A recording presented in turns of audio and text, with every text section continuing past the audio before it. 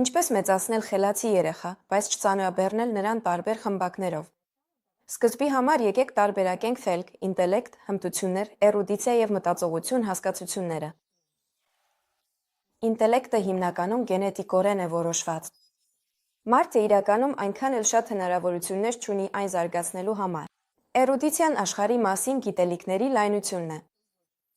Որքան շատ բան գիտի մարդը, այնքան ավելի էրուդիտ է համարվում, բայց այդքան ցածր են նրա ստեղծագործական կարողությունները։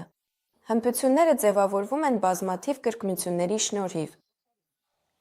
Խմբակներում և լրացուցիչ պարապմունքներում երեխաները հիմնականում ձեռք են բերում որոշակի հմտություններ և ավելի քիչ գիտելիքներ։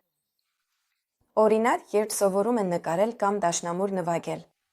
Եթե խոսում ենք մտածողության զարգացման մասին, ապա այդ գործընթացն ունի իր տարիքային փուլերը։ 3-ից 6 տարեկան հասակում երեխան սովորում է պատկերացնել իրեն շրջապատող աշխարհը։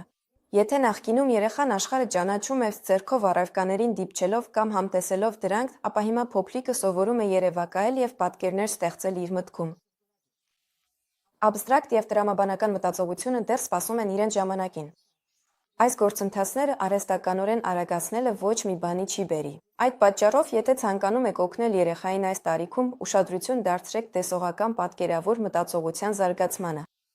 Կարդացեք գրքեր, դիպեք և վերլուծեք նկարներ, առաջարկեք նկարել, երեխայի հետ միասին լսեք մանկական ստեղծագործությունների սաունդթրեքներ, այցելեք ներկայացումներ և մյուզիքլներ։ Երբ ծնողները երեխային տանում են բազմաթիվ խմբակների, իրենք իրեն զգում են բավականաչափ լավ ծնող երեխայի համար։